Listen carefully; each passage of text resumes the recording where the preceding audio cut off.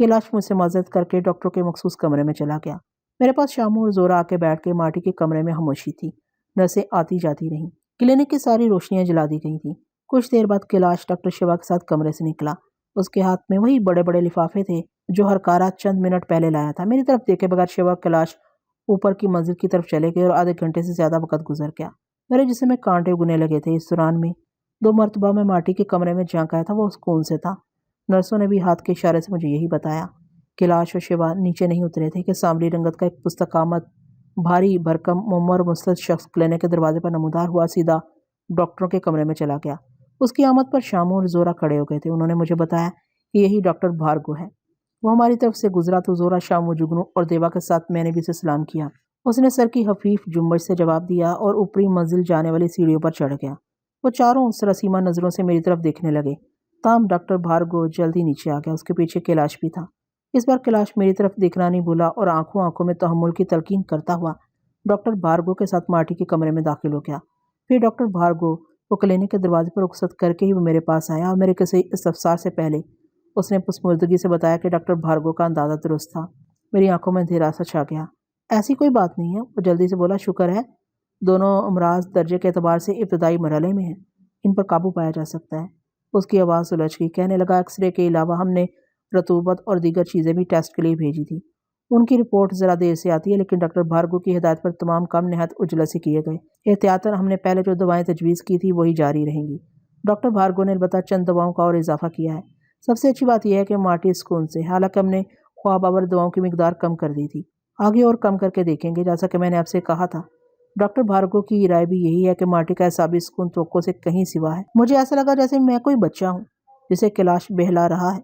मैंने इसे जरा नहीं की। जरा का महल भी किया था। मैं वहीं बैठा रहा। रात के खाने का इंतजाम शिवा की तरफ से किया गया था। ठीक 9 बजे जुगनू और देवा भी कमरे से खाना ले आए और इतना खाना हो गया कि कैलाश, शिवा, दोनों डॉक्टर्स, नर्सियों और पांचों के बाद भी बच रहा। मेरा इरादा था कि सारी रात क्लिनिक में रहूंगा। कैलाश है तो मुझे भी वहीं ठहरना चाहिए था। कैलाश है तो मुझे भी वहीं ठहरना चाहिए। मुझे ऐसा लगा जैसे मैं कोई बच्चा हूँ जिसे कैलाश बहला रहा है। मैंने इसे जरा नहीं की। जरा का महल भी किया था। मैं वहीं बैठा रहा। रात के खाने का इंतजाम शिवा की तरफ से किया गया था। ठीक 9 बजे जुगनू और देवा भी घर से खाना ले आए और इतना खाना हो गया कि कैलाश, शिवा, दोनों डॉक्टर्स, नर्सें और हम पांचों के बाद भी बच रहा। मेरा इरादा था कि सारी रात क्लिनिक में रहूंगा। कैलाश है तो मुझे भी वहीं ठहरना चाहिए। लेकिन गुज़िश्ता रात की तरह 11 बजे से उसने मुझे टोकना शुरू कर दिया। इस अरसे में माटी के कमरे से कोई आह और कराह बुलंद नहीं हुई थी। रफ्ता रफ्ता कैलाश और शिवा के चेहरों पर तमानित के आसार नुमायां हो रहे थे। मैं ये सोच के फिर उठ गया कि कैलाश का साथ इतना भी नहीं दे सकूंगा जितना मेरी मौजूदगी इसका ध्यान बटाए रहेगी। बेहतर है कि इसकी सारी तवज्जो माटी पर मरकूज रहे। जोरा ने फिर घर जाने से इनकार कर दिया। देवा को इसकी दुसराहट के लिए छोड़ के 1 बजे के करीब मैं शामू जुगनू के साथ घर चलाया। सारी रात ऐसे ही कट गई। कभी आंख लग जाती, कभी खुल जाती। जुगनू और शामू का भी यही हाल था। सुबह मैं जल्दी घर से निकल जाता, लेकिन मुझे बताए बगैर शामू मुंह अंधेरे क्लिनिक हो आया था। फिर सुबह होने पर अब्बाजान और मुनीर अली भी वहां गए और तमतमाते चेहरों से वापस आए। जैसे मुझे कोई शुबा था। तभी यकीन आया जब मैंने खुद क्लिनिक जाके तस्दीक कर ली। मार्टी इस वक्त सो रहा था। उसे जगाने की बजाय मैं दबे कदमों कमरे से लौट आया। कैलाश वहाँ नहीं था, लेकिन शिवा मौजूद था। उसके लहजे के एतमाद और इत्मीनान से मैंने खुद को और तवाना महसूस किया। घर से चलते वक्त अब्बाजान ने एक काम मेरे सुपुर्द कर दिया था जो मुझे बिल्कुल नहीं आता था, मगर दूसरे और काम भी तो मुझे कितने आते थे। अब्बाजान के हुक्म की तामील में मुझे आधे घंटे के अंदर घर वापस आना पड़ा। मैं जानता था अब्बाजान का मकसद महज मुझे मसरूफ रखना है। इमारत के एक भी हिस्से में देगें चढ़ी हुई थी। अब्बाजान की हदायत थी कि जैसे खाना तैयार हो जाए मैं देगें यतीम खानों और झोंपड़ियों के इलाकों में पहुंचाने के काम की निगरानी करता हूँ। सारे इंतजामात मौजूद थे। मौलवी अकरम के अलावा यहाँ पहले से कई लोग देखभाल कर रहे थे। मैं तो बस खड़ा देखता रहा। विठल को गए 2 दिन हो चुके थे। आज या कल किसी वक्त इसकी वापसी का इम्कान था। अच्छा यही था कि वो जल्द अज जल्द वापस आ जाए। विठल को सराहने देके माटी को और तकवीयत हो सकती थी। मैंने दोपहर का खाना सबके साथ घर ही में खाया। खाने के बाद चंपा बेगम मुसल्ले पर बैठ गई और फरूख, फरियाल, फारेबा, शपारा और रेहाना आयत करीमा का विर्द करती रहीं। अकबर भी इनके साथ था। इतने बहुत से लोग माटी के लिए दुआ कर रहे थे। फरूख, फरियाल, रेहाना और अकबर ने तो कभी किसी को नुकसान पहुंचाया भी होगा तो नादास्तगी में पहुंचाया होगा। खुदा को इनकी सदा ज़रूर सुननी चाहिए थी। शाम तक मैं घर ही में रहा। दोपहर को जुगनू और देवा खाने के लिए आए तो माटी का हाल बता गए थे और चिरागों की लो तेज़ कर गए थे। जुगनू की ज़ुबान नस्बतन खूब चलती थी। दोनों एक दूसरे से बाजी ले जाने की तगोदो में थे। کہ کون پہلے نوید سنائے۔ جگنو ہی غالب رہا۔ ہامتی ہوئی آواز میں اس نے بتایا کہ مارٹی کافی دیر سے ہوش میں ہے اور آرام سے ہے۔ کہنے لگا کہ کوئی گھنٹے بھر پہلے ڈاکٹر بھارگو اسے دیکھ کے گیا ہے۔ ڈاکٹر کے بت جیسے چہرے سے کچھ اندازہ ہی نہیں ہو پاتا کہ مریض کی کیفیت کیا ہے، لیکن آج وہ بھی کچھ مختلف دکھائی دے رہا تھا۔ برآمدے میں ڈاکٹر کیلاش شیوا اور ان کے ساتھی ڈاکٹروں سے دیر تک باتیں کرتا رہا۔ اس نے ان کے ساتھ چائے بھی پی۔ دوپہر کو پھر میں اوپر کے کمرے میں چلا گیا اور اس مسافر کے مانند مجھے ٹوٹ کے نیند آئی جسے دور کہیں منزل کا نشان نظر آ گیا ہو اور وہ تازہ دمی کے لیے کسی چھاؤں میں بیٹھ جائے۔ شام کو جب اندھیرا پھیل گیا تب میری آنکھ کھلی۔ میں اٹھ کے نیچے آیا تو ملاقاتی کمرے میں کوئی نہیں تھا۔ یہ کمرہ عموماً مرد مہمانوں کے لیے مخصوص تھا، مگر جب سے مارٹی اسپتال گیا تھا وہ سب زیادہ تر یہیں بیٹھی رہتی تھی۔ میں اندر چلا گیا اور تقریباً وہ سبھی مجھے ایک دوسرے کمرے میں مل گئیں۔ باہر سے ان کی چہکتی چٹکتی آوازیں آ رہی تھیں۔ میں مارٹی کی خیر خبر کی جستجو میں ادھر آیا تھا، لیکن اب کسی سے کچھ پوچھنے کی ضرورت نہیں تھی۔ میں وہاں سے لوٹ جاتا، لیکن میرے قدم غیر ارادی طور پر دروازے کی طرف بڑھ گئے۔ انہیں اپنی آمد کی اطلاع دینے کے لیے فاروق کو پکارتا ہوا میں کمرے میں داخل ہوا تو سب نے مجھے گھیر لیا۔ فاروق کہنے لگی کہ میری عمر بہت ہے۔ وہ میرا ہی ذکر کر رہی تھی۔ میں نے شگفتگی سے کہا، میری برائیاں کی ہوں گی؟ وہ کھلکھلا پڑی اور فاروق نازبردارانہ لہجے میں بولی کہ مارٹی کے گھر آ جانے پر کیوں نہ سب کہیں دور کسی پہاڑی مقام پر چلیں۔ فاروق کے لہجے میں ناز و اشتیاق بھی تھا، حسرت و یاس بھی اور تکان بھی شامل تھی۔ اپنی سکت سے زیادہ کوئی کتنا دیکھ اور سن سکتا ہے؟ وہ تو مسلسل تماشے دیکھتی رہی تھی اور خود تماشا بنی رہی تھی۔ میرے گھر سے اچانک غائب ہو جانے کے صدمے سے وہ کسی قدر سنبھلی ہوگی کہ امی جدا ہو گئیں۔ آبائی گھر چھوٹا اور ابا جان ایک شہر سے دوسرے شہر، آج یہاں کل وہاں، خانہ بدوشوں کی طرح انہیں گھمائے پھرتے رہے۔ فہمیدہ روٹ گئی، جہانگیر بچھڑ گیا اور ابا جان ایک اجنبی گھر انہیں چھوڑ کے ایسے سفر پر روانہ ہو گئے جہاں سے واپسی قسمت کی یاوری کے بغیر ممکن نہ تھی۔ یعنی کتنی منتوں مرادوں کے بعد انہیں ایک ساتھ کئی خوشیاں نصیب ہوئی تھیں اور جہانگیر کے مل جانے کا مستاح انہوں نے جانا ہوگا کہ اندھیری رات اب ختم ہو گئی، خدا نے ان کی سن لی ہے۔ مگر انہیں کتنے دن فرصت ملی تھی؟ کانتے پیرو اور اب مارٹی، وہ تو مسلسل جلتی بجھتی رہی تھی۔ سفر تو وقت سے کم، فاصلوں سے کم، راستوں سے زیادہ عبارت ہے۔ کس کے ساتھ راستے کس طرح پیش آئے؟ ابا جان کے لال و جواہر سے لدے ہوئے صندوق کیا کیا تلافیاں کر سکتے تھے، اور مجھ پر تو ان کے بہت سے قرض تھے، ساری عمر چکاؤں تو ادا نہ ہو سکے۔ سب سے زیادہ خود غرضی تو میں نے کی تھی، میں نے چھوڑ کے چلا گیا تھا۔ اس رات کسی مجرم کی مانند میں گھر سے یوں فرار نہ ہوتا تو یہ سب کچھ نہ ہوتا۔ یہ محل جیسا عظیم الشان گھر ان کے اپنے گھر کا بدل نہیں تھا۔ اس میں امی نہیں تھی، فہمیدہ نہیں تھی، اور بھی بہت کچھ نہیں تھا۔ انہیں کون بتاتا کہ جب بھی وہ میرے سامنے آتی ہے میرے سینے میں کیسی ہوک اٹھنے لگتی ہے۔ جتنا فاروق نے ناز و شوق سے کہا تھا اتنی شدت سے میں نے تائید کی۔ ہاں کیوں نہیں، ضرور چلیں گے، مگر کہاں؟ یہ تو آپ طے کریں۔ وہ مچل کر بولی۔ کشمیر چلیں؟ میں نے پوچھا۔ کہیں بھی؟ فاروق جھجکتے ہوئے بولی۔ لوگ کہتے ہیں کشمیر تو کوئی گوشہ فردوس ہے۔ خدا کرے مارٹی بھائی جلدی جلدی گھر آ جائیں، فاربہ نے دعائیہ لہجے میں کہا۔ ہم انہیں بھی لے چلیں گے۔ چلیں گے تو سبھی چلیں گے، فاروق تیزی سے ختمی انداز میں بولی۔ کشمیر کا تو موسم ہوتا ہے، یک جولین نے چپکے سے کہا۔ میری نظر کئی بار جولین کے چہرے پر گئی تھی۔ وہ اتنی دیر سے بالکل چپ بیٹھی تھی، جیسے کوئی خواب کی باتیں سن کے مسکراتا ہے یا خیالی پلاؤ سن کے۔ جولین کی زیر لب مسکراہٹ سے مجھے کچھ اسی تاثر کا گمان ہوا اور پشیمانی سی ہوئی۔ میں نے کہا، کشمیر تو ہر موسم میں کشمیر ہے، برف کا بھی اپنا ایک لطف ہے۔ بہت سے لوگ تو بطور خاص برف باری کے موسم میں جاتے ہیں۔ جولین کو شاید میرے لہجے کی تندی محسوس ہو گئی تھی، جبھی اس نے نظریں جھکا لیں۔ فریال کہنے لگی کہ اتنے لوگ ٹھہریں گے کہاں؟ ہوٹل یا سرائے کے بجائے کچھ دن کے لیے کوئی گھر مل جائے تو بہت اچھا ہو۔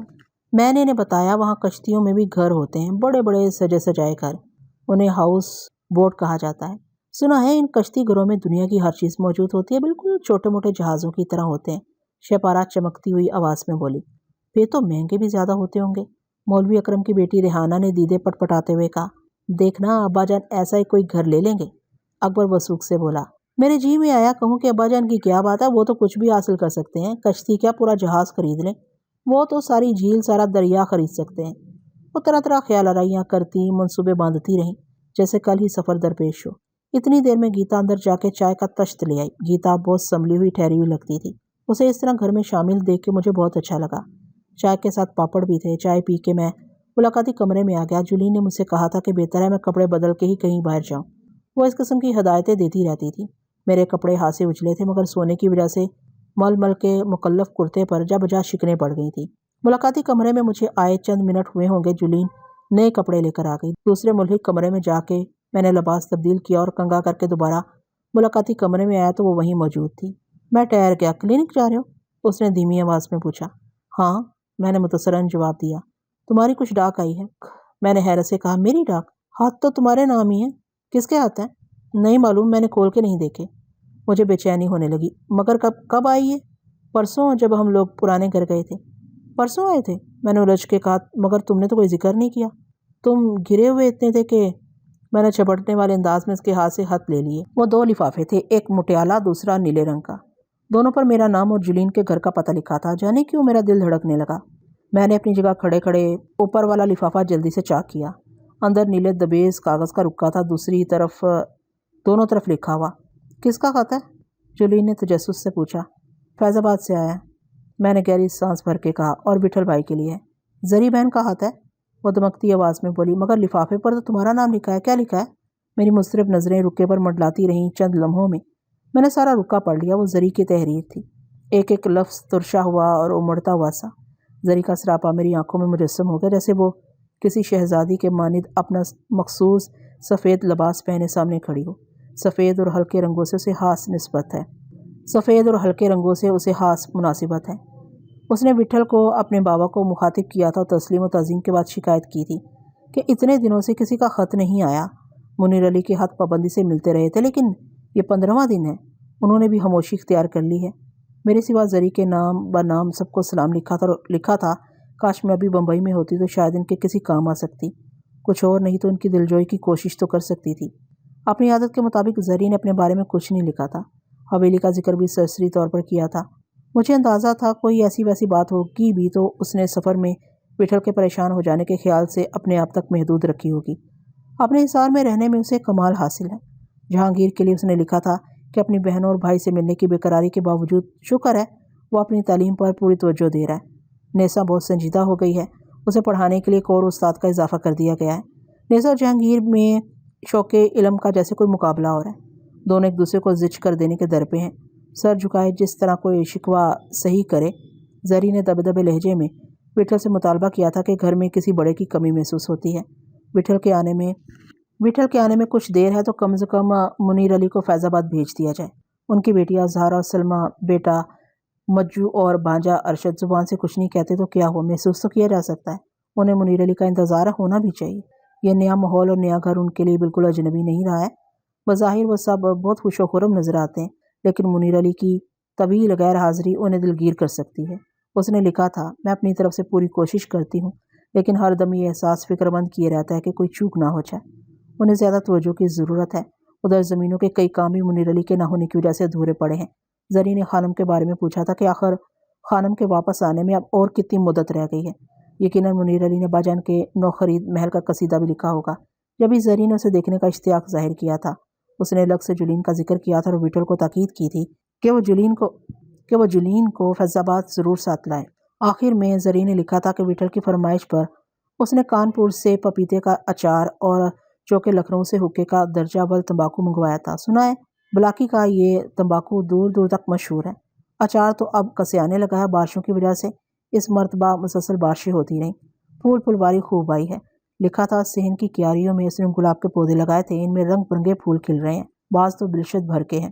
رات کی رانی بھی خوب کھلی ہوئی ہے، رات بھر ساری حویلی مہکائے رکھتی ہے۔ ایک بار پڑھنے کے بعد میری سیری نہیں ہوئی۔ جس طرح ٹھہر ٹھہر کے اس نے ساری باتیں لکھی تھی، مجھے بھی اسی طرح پڑھنا چاہیے تھا۔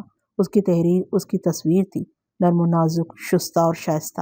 یوں تو لفظ سبھی کو آتے ہیں، کسی کو کم کسی کو زیادہ، لیکن یہ کیا کہ کسی کے لفظوں سے رس ٹپکتا ہے، خوشبو پھیل جاتی ہے، روشنی سی بکھر جاتی ہے، اور کبھی یہی لفظ رگ و پے میں زہر بھر دیتے ہیں، آگ سی لگا دیتے ہیں۔ کہتے ہیں لفظوں کا ہنر اپنی جگہ، انہیں برتنے کا سلیقہ ہی اصل ہنر ہے، مگر یہ تبھی کارگر ہوتا ہے جب اظہار ظاہر و باطن کی ضد نہ ہو، ورنہ لفظ تو پتھر ہیں، چاہے کتنے ہی ترشے ہوئے ہوں اور کتنے ہی سجے ہوئے ہوں۔ لفظوں کی ترکیب و ترتیب تو احساس کی پابند ہے۔ دل کا حال رقم کرتے ہوئے ہنر کی اتنی ضرورت نہیں پڑتی، لفظ تو خود سانچے وضع کر لیتے ہیں۔ زری کا ہاتھ مختلف کیفیت کا میزہ تھا۔ مجھے ایسا لگا جیسے ابھی کچھ پڑھنے اور حذف کرنے سے رہ گیا ہے، سو میں نے خط دوبارہ پڑھا اور گرد و پیش سے ایسا غافل ہوا کہ کمرے میں مجھے جولین کی موجودگی کا بھی خیال نہ رہا۔ اس نے مجھے ٹوکا تو میں چونک پڑا۔ کیا بات ہے، خیریت تو ہے نا؟ جولین نے بے تابانہ پوچھا۔ میں نے کٹی پٹی آواز میں کہا، سب ٹھیک ہے۔ کیا لکھا ہے زری نے؟ تم خود دیکھ لو۔ میں نے رکا اس کی طرف بڑھا دیا۔ تم تو کچھ کھو سے گئے تھے؟ وہ ہچکچاتے ہوئے بولی۔ ہاں، میں نے بوچھل سی آواز میں کہا۔ بس ایسی ہی ساری حویلی نظروں میں گھوم گئی۔ تمہارے بارے میں بھی اس نے کچھ لکھا ہے؟ میرے بارے میں؟ وہ مضطرب ہو کر بولی۔ کیا لکھا ہے؟ لکھا ہے کہ تم سے ملنے کی اسے بہت آرزو ہے۔ مجھے بھی، جولی نے بے سختہ کہا۔ اس کی آواز تمتمانے لگی۔ میں نے زری کے بارے میں اتنی باتیں سنی ہیں کہ ایک تصویر ذہن میں اس کی بن گئی ہے۔ مجھے یقین ہے وہ اس تصویر سے بھی اچھی ہوگی۔ وہ بہت عجیب ہے، میں نے آنکھیں میچ کے کہا۔ آدمی اپنے وصف سے ممتاز ہوتا ہے۔ آدمی کا فرق ہی یہ ہے کہ کون کتنا بڑا درخت، کتنا بڑا سایہ اور کتنا بڑا آشیانہ ہے۔ میں نے کہیں سنا تھا آدمی مظاہر فطرت کی طرح ہوتے ہیں، درخت، ہوا، پانی، بادل وغیرہ کی طرح۔ زری کسی درخت کی مثال ہے جو اپنی جگہ قائم ہے، اور سایہ بخشتا رہتا ہے جو اپنی جگہ سے تبھی ہٹتا ہے جب اسے کاٹ دیا جائے۔ کچھ لوگ بادل ہوتے ہیں، کچھ ہوا کی مانند، کچھ پانی کی طرح رواں ٹھہرے ہوئے، دریا، جھیل، سمندر کی طرح۔ اور دیکھا جائے تو زری پانی کے مانند بھی ہے۔ تم نے کتنی اچھی بات کہی ہے۔ میں نے نہیں، سچ پوچھو تو مجھ سے وضاحت ہی نہیں ہو پائی۔ مجھے یاد آیا وہ ایک پروفیسر تھا جسے قتل ہو گیا تھا، جیل میں اس نے مجھ سے ایسا کچھ کہا تھا۔ شاید زری اس کی مناسب مثال ہے، اور وضاحت بھی۔ یقیناً، جولین نے انگریزی میں کہا۔ اس کی آنکھیں چمک رہی تھی۔ کہنے لگی، کانتے بھائی بھی زری کے لیے یہی کچھ کہتے تھے جولی، تم نے زری کو نہیں دیکھا، اس کے سر پر بس ایک تاج کی کمی ہے۔ کئی بار میں نے ارادہ کیا خود فیض آباد چلی جاؤں، لیکن موقع ہی نہیں آیا۔ اب سب چلیں گے، میں نے سر جھٹک کے کہا۔ کیسی بات ہے؟ ابھی ہم کشمیر جانے کی باتیں کر رہے تھے، کسی کو خیال ہی نہیں رہا کہ پہلے تو سب کو فیض آباد چلنا چاہیے۔ مجھے یاد تھا لیکن میں چپ بیٹھی رہی۔ کیا زری کا بغیر کشمیر چلیں گے؟ میں نے تنک کے کہا۔ میں بھی یہی سوچتی تھی کہ تم نے زری کا نام کیوں نہیں لیا۔ بس ایسے ہی، میں نے خجالت سے کہا، کچھ دھیان ہی نہیں رہا۔ تمہیں حویلی بہت یاد آتی ہے؟ وہ تجسس امیز لہجے میں بولی۔ حویلی کیا؟ میں نے بکھری ہوئی آواز میں کہا۔ اس دن کوئی کہہ رہا تھا کہ مکان تو مکینوں سے ہوتے ہیں، میری مراد بھی یہی ہے۔ مجھ سے کچھ نہ کہا جا سکا۔ زری نے تمہارے بارے میں کیا لکھا ہے؟ کچھ بھی نہیں۔ اس سے پہلے کہ میں کوئی جرت کرتا، جولین تیزی سے بولی، اس کی ضرورت بھی نہیں تھی۔ تمہارا نام لفافے پر لکھا ہے تو ظاہر ہے تم ہی اس کے مخاطب ہو۔ یہ بھی ایک رعایت ہے، سبھی ایسی رعایتیں مجھے دیتے ہیں۔ ایسا کیوں کہتے ہیں؟ وہ کسی قدر ترشی سے بولی، اور مان اس نے پٹپٹاتی پلکوں سے میرے ہاتھ میں دبے ہوئے دوسرے لفافے کی طرف اشارہ کیا۔ ہاں، میں نے اضطراری انداز میں کہا۔ زری کے ذکر میں یہ دوسرا لفافہ تو میں بھول ہی گیا تھا۔ میں نے دھڑکتے ہاتھوں سے اسے چاک کیا۔ سفید کاغذ پر وہ چند سطری تحریر تھی، شکستہ خط میں لکھی ہوئی۔ میرے دل کی حرکت معدوم ہونے لگی۔ میری نظر پہلے نواب ثروت یار کے نام پر گئی۔ متن پڑھتے ہوئے میری آنکھوں میں دھند اتر آئی۔ رسمی اسلام دعا کے بعد لکھا تھا، جس مقصد کے لیے اپنے غریب خانے پر آنے کی زحمت فرمائی تھی، اس بارے میں اب اس کی کوئی صورت نکلی ہے۔ مناسب ہوگا اگر آپ فی الفور حیدرآباد تشریف لائیں، نیاز مند۔ میرا سارا جسم منجمد ہو گیا، مساموں سے پسینہ پھوٹنے لگا۔ جولین صوفے سے اٹھ کھڑی ہوئی۔ کیا بات ہے؟ اس نے بے قراری سے پوچھا۔ میری پھٹی ہوئی آنکھیں رکے پر جمی ہوئی تھی اور مجھے چکر سا آ رہا تھا۔ جولین نے رکا میرے ہاتھ سے لے لیا۔ اس نے کرشنا جی کے موت کے بعد باقاعدہ اردو پڑھنی شروع کی تھی، اور اسے اچھی اردو آ گئی تھی، لیکن نواب کا خط شکستہ تحریر میں تھا، اسے دشواری ہوئی۔ میں نے لڑکھڑاتی زبان سے خط کا متن اسے بتانے کی کوشش کی، وہ بھی گنگ ہو گئی۔ پھر منتشر لہجے میں بولی، تمہیں جانا چاہیے، تمہیں فوراً جانا چاہیے۔ کب ملا تھا تمہیں یہ خط؟ میں نے گھٹی ہوئی آواز میں پوچھا۔ پرسوں کی بات ہے۔ پرسوں ہی تو ہم لوگ گھر گئے تھے۔ اور وہ کب آیا تھا؟ اسی روز، میں نے خود پوسٹ مین سے لیا تھا۔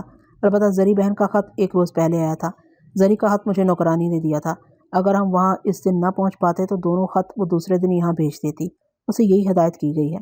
میں نے خط اس لیے تمہیں نہیں دیے کہ کوئی بات ہوئی تو تم اور پریشان ہو جاؤ گے۔ یہی ہوا، لیکن مجھے افسوس ہے، مجھے یہ خط اسی روز تمہیں دے دینے چاہیے تھے۔ میرا دماغ کام نہیں کر رہا تھا، میں بت کی طرح کھڑا رہا۔ مگر کیا تم مارٹی کو اس حالت میں چھوڑ کے کہیں جا سکتے ہو؟ وہ بے ترتیبی سے بولی۔ شاید نہیں، لیکن اب غالباً یہ صحیح وقت ہے، اب تم جا سکتے ہو۔ میں ابھی کیسے جا سکتا ہوں؟ میں نے نتوانی سے کہا۔ اب خدا کا شکر ہے اس کی حالت بہتر ہے۔ وہ تو ٹھیک ہے، مگر میرا خیال ہے کہ تمہیں کلینک جا کے دیکھنا چاہیے اور علاج سے مشورہ کرنا چاہیے۔ کس بات کا مشورہ؟ میں نے بدحواسی سے کہا۔ مشورے سے میرا مطلب یہ نہیں ہے کہ تمہیں سے کوئی اجازت لینی ہے یا رائے مانگنی ہے۔ تمہیں سے کچھ نہیں کہنا، صرف مارٹی کی حالت کے بارے میں تسلی کرنا، کچھ نہیں۔ میری سمجھ میں کچھ نہیں آ رہا۔ میں جانتی ہوں، لیکن تمہیں خود کو تھامے رکھنا ہے۔ اپنے حوصلے ہی سے تم کسی بہتر نتیجے تک پہنچ سکتے ہو۔ تم ابھی کلینک جاؤ، میں موٹر کے لیے کہتی ہوں۔ میرے ہونٹ پھڑپڑا کے رہ گئے۔ میں اسے اتنا بھی نہ کہہ سکا کہ موٹر کی ضرورت نہیں ہے۔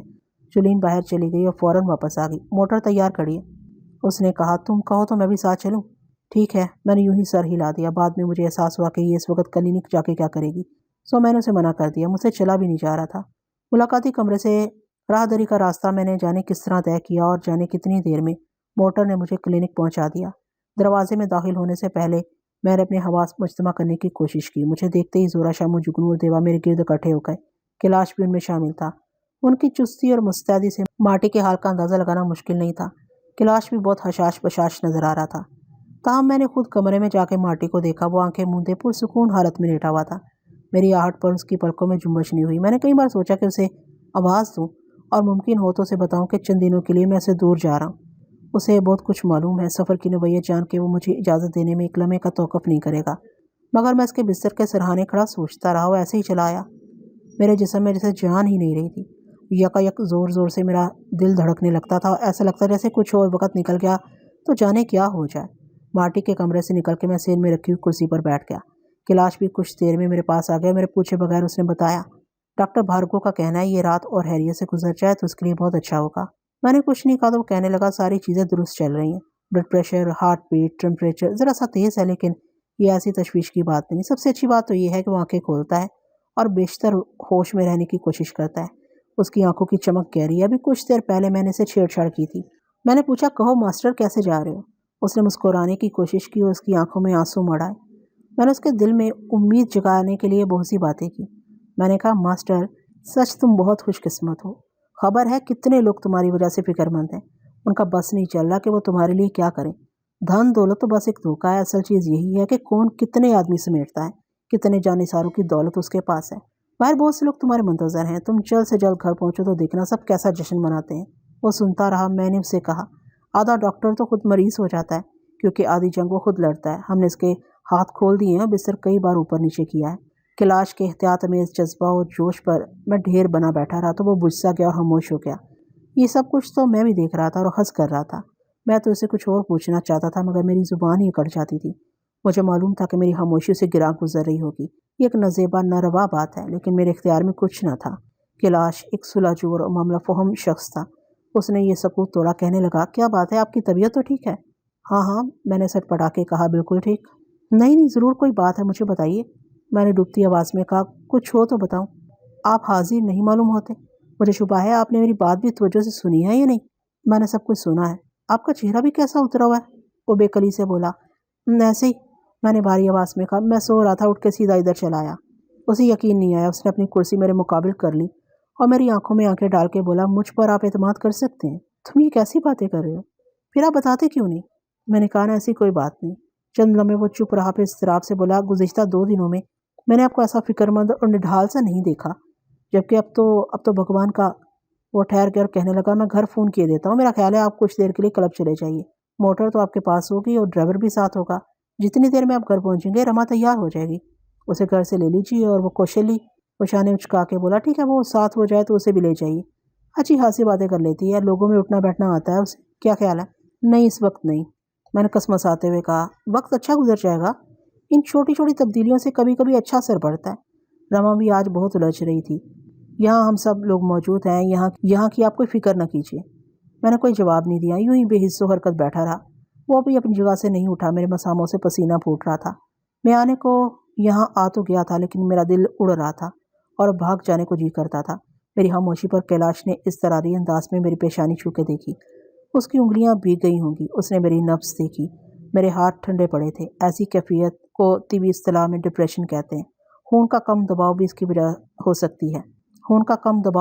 ہو سکتی ہے۔ آپ کہیں نہ جائیے، بہتر ہے گھر جا کے آرام کیجیے۔ وہ متردد لہجے میں بولا، آرام ہی اس کا بہترین علاج ہے۔ وہ مجھے کچھ بھی نہیں ہوا، میں نے کہا، مگر میری آواز جھرجھرا رہی تھی۔ نہیں، آپ ٹھیک نہیں ہیں۔ کاش میں اب وجہ جان سکتا۔ بہرحال میری بنتی ہے، آپ گھر چلے جائیں۔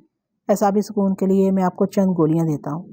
کیلاش اسی دم میرے پاس سے چلا گیا اور تیز قدموں سے ڈاکٹر کے کمرے میں جا کے واپس آ گیا۔ وہ زرد گولیوں پر مشتمل ایک چھوٹی سی شیشی ساتھ لایا تھا۔ اس نے مجھے ہدایت کی، نیند نہ آنے کی صورت میں گولی دودھ یا پانی کے ساتھ کھا لوں، 2 بھی لے سکتا ہوں، لیکن بیک وقت 4 نہیں۔ اس کے کہنے پر میں کسی معمول کی طرح اٹھ گیا۔ میں خود بھی یہی چاہتا تھا۔ مجھے کلینک سے باہر جاتا دیکھ کے زورا، جگنو، شامو اور دیوا بھی مضطرب ہو گئے۔ میں اپنی نظروں میں تماشا بن گیا تھا۔ جیسے تیسے کیلاش نے انہیں مطمئن کیا اور جب تک موٹر حرکت میں نہ آئی وہ باہر دروازے کے پاس کھڑا رہا۔ کچھ دور آگے جا کے ڈرائیور نے گھر واپس جانے کے لیے چوک سے موٹر موڑ لی۔ چوک کے گھنٹہ گھر میں 8:30 بج رہے تھے۔ سڑکوں پر ابھی تک بھیڑ تھی اور بیشتر دکانیں کھلی تھیں۔ ڈرائیور نے منٹوں میں مجھے گھر پہنچا دیا اور جولین مجھے ملاقاتی کمرے ہی میں مل گئی، وہ جیسے میں نے انتظار کر رہی تھی۔ کیسا ہے ماسٹر؟ مجھے دیکھتے ہی اس نے پوچھا۔ میں نے گہری سانس لے کر جواب دیا، پہلے سے تو ٹھیک لگتا ہے۔ میں نے تمہارا اٹیچی کیس تیار کر دیا ہے، ضروری سامان اور کپڑوں کے 6 جوڑے رکھ دیے ہیں، اسے زیادہ کی شاید ضرورت نہ پڑے۔ تم نے پوچھا کہ گاڑی کس وقت جاتی ہے؟ نہیں، مجھے نہیں معلوم، میں نے بے ربطی سے کہا، لیکن رات کو ضرور کوئی گاڑی دکن کی طرف جاتی ہوگی۔ کسے ساتھ لے جاؤ گے؟ کسی کو بھی، کسی کو بھی نہیں، میں نے بکھری ہوئی آواز میں کہا۔ اکیلے جاؤ گے کیا؟ کیوں، کیا میں اکیلا نہیں جا سکتا؟ میرے لہجے میں تندی آ گئی۔ جا سکتے ہو، وہ نرمی سے بولی، مگر اچھا ہوگا کہ کوئی ساتھ رہے۔ کون؟ تمہارے خیال میں کون؟ میں نے چنچناتی آواز میں کہا۔ کوئی بھی، وہ ہونٹ کاٹنے لگی۔ اس وقت میرا ہی جانا مناسب ہے، کو چاہیے کہ کوئی اور بھی جائے۔ یہاں بہت سے لوگ ہیں، ایک شخص کی کمی سے کوئی فرق نہیں پڑے گا، کوئی ساتھ رہے گا تو سفر اتنا دشوار محسوس نہیں ہوگا، وہ حتمی لہجے میں بولی۔ تمہیں میری طرف سے فکر ہے، یہی بات ہے نا؟ میں بالکل ٹھیک رہوں گا، اب مجھے عادت ہوگی ہے سب چیزوں کی۔ میری آواز بھرانے لگی۔ میں نے اسے کہا ایسا ہی ہے تو میں جگنو اور دیوا میں سے کسی کو ساتھ لے جاتا ہوں۔ میں نہیں کہہ سکتی، وہ کھوئی آواز میں بولی، اتنی دیر کرنی چاہیے یا نہیں، لیکن اچھا ہوتا کہ صبح تک بابا کا انتظار کر لیا جاتا۔ وہ کل صبح پونا سے ضرور واپس آ جائیں گے، پھر انہی کے ساتھ جانا۔ وٹھل بھائی کے ساتھ؟ نہیں، میں نے شدت سے انکار کر دیا، ان کے جانے کی ضرورت نہیں، ویسے بھی انہیں بھی حیدرآباد کی طرف نہیں جانا چاہیے۔ تمہیں معلوم نہیں وہاں ہم کیسی مشکلوں میں پھنس گئے تھے، کئی نواب ہمارے دشمن ہو گئے تھے اور انہوں نے جال پھیلا دیا تھا۔ آخر میں انہوں نے اپنے 2 آدمیوں کو ہمارے پیچھے لگا دیا۔ کانتے انہی کے حملے میں زخمی ہوا تھا، ابھی زیادہ دن نہیں ہوئے۔ وٹھل بھائی کے حیدرآباد جانے سے خواہ الجھاؤ پیدا ہو سکتا ہے، وہ نواب اور ان کے نمکخوار کتے ابھی تک ہماری جستجو میں ہوں گے۔ میرے منہ میں جو آیا کہتا چلا گیا۔ جولین کی حیرت سے کھلی آنکھیں دیکھے مجھے احساس ہوا کہ میں یہ کیا ہذیان بک رہا ہوں۔ میں نے اپنی زبان کو لگام دی۔ جیسا کہ تم بتا رہے ہو، ان حالات میں تو تمہارا بھی اکیلے حیدرآباد جانا کسی طور مناسب نہیں ہے، وہ تشویش سے بولی۔ میرے اکیلے کی ایسی کوئی بات نہیں، لیکن وٹھل بھائی کی بات اور ہے، یوں بھی ان کے سامنے کوئی یوں بھی بے دست و پا ہو جاتا ہے۔ میں سمجھتا ہوں پونا سے ان کے واپس آنے سے پہلے مجھے نکل جانا چاہیے، ورنہ وہ کبھی مجھے اکیلے نہیں جانے دیں گے۔ ٹھیک ہے، تم جیسا بہتر سمجھتے ہو، وہ تذبذب سے بولی۔ میں تمہارے ساتھ چل سکتی ہوں؟ اس نے ایستگی سے پوچھا۔ تم؟ میں نے حیرانی سے کہا، تم کیسے جا سکتی ہو؟ کیوں، جیسے جگنو دیوا جا سکتے ہیں؟ مجھے اپنی اس بات پر شبہ ہوا، لیکن اس کے چہرے پر گھٹا چھائی ہوئی تھی۔ ہاں، میں نے اٹکتی زبان سے کہا، مگر تم، وہ میری بات کاٹ کے دلسوزی سے بولی، جی چاہتا ہے ایسے وقت میں بھی تمہارے ساتھ ہوں، تم نے اس دن کے لیے بہت انتظار کیا ہے، مجھے بھی یہ دن دیکھنے کی بہت آرزو ہے، لیکن شاید میرا جانا۔ اس کی آواز جکڑ سی گئی۔ چند لمحے سکوت کے بعد وہ کہنے لگی، میں ڈرائیور کو بھیج کے معلوم کراتی ہوں، یہاں قریب ہی اسٹیشن ہے، جگنو اور دیوا بھی کھانا لینے کے لیے آتے ہوں گے، ان میں سے کسی کو روک لینا۔ تم نے گھر میں کسی سے ذکر تو نہیں کیا؟ میں نے بے چینی سے پوچھا۔ ابھی تک تو نہیں، لیکن انہیں بتانا تو ہوگا، میرے جانے کے بعد ہی بتانا۔ تم چھپا کیوں رہے ہو؟ بس یوں ہی، میرے سمجھ میں نہیں آیا کہ کیا جواب دوں۔ جانے کیوں اچھا نہیں لگتا، میں نے شکستہ لہجے میں کہا۔ ابا جان جانے کیا کہیں گے اور کس طرح ان سے؟ وہ کیا کہیں گے، وہ تو بہت خوش ہوں گے، کیا تم سمجھتے ہو انہیں اس بارے میں کوئی اندازہ نہیں ہے؟ ضرور ہوگا، مجھے نہیں معلوم۔ یوں اطلاع دیے بغیر چلے جانے سے وہ ناراض ہوں گے، ملال بھی بہت ہوگا انہیں۔ یقیناً ہوگا، لیکن بعد میں سب ٹھیک ہو جائے گا، ابھی شاید میرا تنہا ہی جانا مناسب ہے۔ ابا جان کے سامنے زبان کھولتے ہوئے عجیب سا لگتا ہے، یوں سمجھو کہ ہمت نہیں پڑتی، اور ابھی کیا معلوم کہ وہاں جا کے۔ میری آواز میرے سینے میں ڈوب گئی۔ تمہیں یقین نہیں ہے، وہ اضطراب آمیز رسیمگی سے بولی۔ کچھ نہیں کہا جا سکتا، پہلے بھی کئی بار ایسا ہو چکا ہے، میں نے سب کو بہت تنگ کیا ہے۔ پچھلی مرتبہ جب ہم فیض آباد سے بمبئی آ رہے تھے تو مراد آباد کے اسٹیشن پر جیسے ہی گاڑی ٹھہری مجھے وحشت ہونے لگی۔ میں نے پیرو بھائی سے منت کی کہ کیوں نہ مسافر خانے جا کے معلوم کیا جائے، ممکن ہے اس دوران میں مولوی صاحب کا مراد آباد آنا ہوا ہو۔ یہی ہوا، مولوی صاحب کا نام مسافر خانے کے رجسٹر میں درج تھا اور سکونت کے خانے میں حیدرآباد کا پتہ لکھا ہوا تھا۔ میں نے پیرو بھائی سے ضد کی کہ میں تو حیدرآباد جا رہا ہوں، آپ سب بمبئی چلے جائیں۔ پیرو بھائی اس طرح کیسے آمادہ ہو جاتے؟ انہوں نے ابا جان کو بھی راضی کر لیا اور دلی اسٹیشن سے سبھی حیدرآباد کی گاڑی میں بیٹھ گئے۔ وہاں حیدرآباد میں سب نے کیسے ستم برداشت کیے، دہراتے ہوئے بھی اذیت ہوتی ہے، میں تمہیں کیا کیا بتاؤں۔ ایک کے بعد ایک آزمائش، میری وجہ سے سب ہلکان ہوئے۔ وٹھل بھائی کا پیر زخمی تھا، انہیں حیدرآباد آنا پڑا، کانتے تو اپنی جان سے کیا، اور نتیجہ وہی نکلا۔ وہاں جا کے معلوم ہوا کہ مولوی صاحب حیدرآباد میں نہیں آئے تھے اور چلے گئے۔ ابھی کیا کہا جا سکتا ہے، مجھے اس پر کوئی اعتبار نہیں رہا، ایسا کوئی دن شاید قسمت میں نہیں ہے۔ میری آواز قابو میں نہیں رہی۔ ضروری نہیں کہ اس بار بھی یہی ہو، جیسے بچوں کو کوئی پچکارتا ہے ویسے نرم و شفیق لہجے میں بولی۔ بہرحال تمہارا جانا تو لازم ہے، اب تک جو کچھ ہوتا رہا اس میں تمہارا تو کوئی قصور نہیں تھا، تم نے تو ایسا سوچا تھا، نہ چاہا تھا، کسے معلوم وقت کو مہربان ہوتے بھی دیر نہیں لگتی، خدا نے چاہا تو اب کہ تم سرخرو واپس آؤ گے۔ میری آنکھوں میں آنسو امڑ آئے۔ میں نے اپنا سر جھکا لیا۔ میں ڈرائیور سے بات کر کے ابھی آتی ہوں۔